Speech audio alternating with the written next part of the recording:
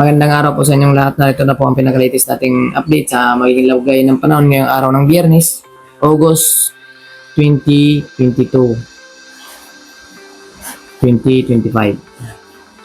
Sa kasalukuyan nga po, ang low pressure area na ating minumonitor sa loob ng ating bansa ay kasalukuyan na nga po itong nanalasa or na patawid na ng ating bansa or dito sa area ng Luzon.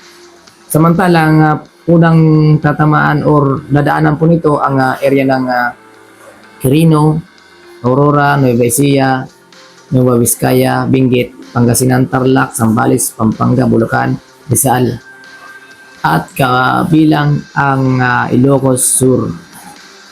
Possible po yan na daanan at kapag ito ay nakatawid na ng ating kalupaan, lalo na dito sa kanluran ng Luzon, ay nasan po nito na possible na ang paglakas at paghila ng hanging habagat or hanging habagat na magdudulot ng mga malalakas na pag-ulan po yan, lalo na sa kanluran ng ating bansa. Samantala, at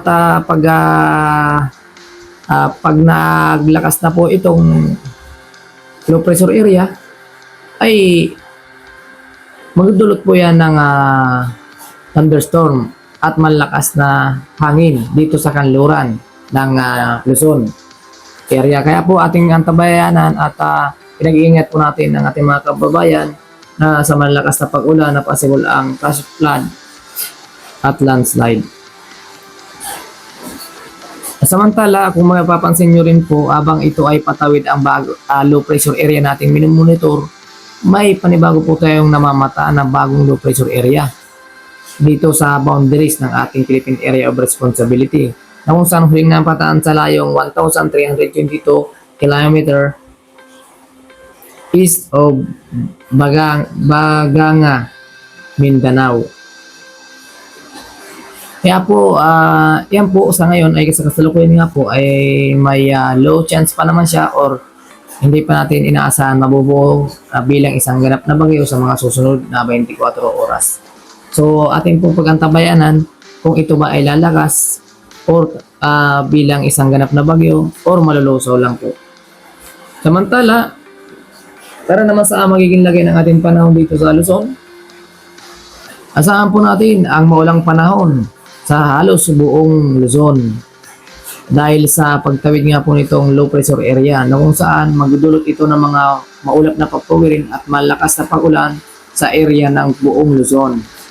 At dahil sa mga trap or mga extension na mga cloud cluster na dulot ng LPA, ay nasa natin maulan ang panahon dito sa area ng Ilocos Norte, Apayao, Cagayan, Valley, Abra, Kalinga, Mountain Province, Isabela, Ilocos Sur, La Union, Benguet, Nueva Vizcaya, Quirino, Pangasinan, Aurora, Nueva Ecija, Zambales, Pampanga, Bulacan, Rizal, Bataan, Cavite, Laguna, Quezon Province, Camarines Norte, Camarines Sur, Albay, Sursugon, Catanduanes, Batangas, Oriental Mindoro, Occidental Mindoro, kabilang na rin ang area ng Mimaropa sa makakaranas ng mga pag-ulan dulot yan ng hanging habagat.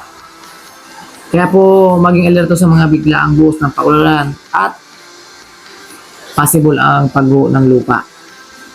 Para naman sa may lagay ng panahon dito sa Visayas, dahil nga po sa trap or extension ng low pressure area nating minumonitor, inaasahan po natin magiging maulan ang area ng Northern Samar, Eastern Samar, Biliran, Leyte, Southern Leyte, Cebu, Bohol. Kabilang ang makakaranas ng pag-ulan ang Negros Oriental, Guimaras, Antique, Iloilo, Capiz, Aklan. Dulot po yan ng hanging habagat. Kabilang na rin po ang Siquijor sa makakaranas ng pag-ulan na dulot ng trap ng low pressure at hanging habagat. Samantala, para naman sa may lagay ng panahon dito sa Mindanao, ay asahan pa rin natin, apektado pa rin ng hanging habagat ang Zamboanga Peninsula, Autonomous Region and Muslim Mindanao, and then Northern Mindanao, and then Sorsogon, Davao Region, Caraga, ay asahan po natin yan ang maulang panahon at maulap na papawirin na kung saan pinag-iingat natin ang ating mga kababayan dahil po sa umiiral na hanging habagat. Kaya po ating pagandaan ng mga susunod nating update.